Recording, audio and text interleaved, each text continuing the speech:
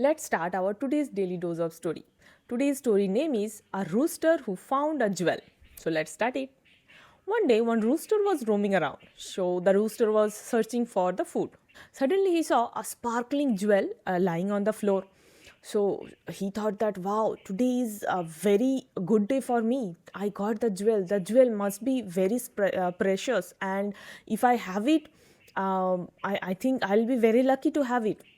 So, but after some times of having the jewel, the rooster got very hungry. And then he thought that, but what is the benefit of having the jewel? I still have to search for the food. And the rooster leave the jewel and started searching for the food. So, what is the learning from this small story we can get? So, so the preciousness of everything is not same for everyone. What is precious for you may not be precious for others. So we have to understand what is important in our life, and we have to give value to that.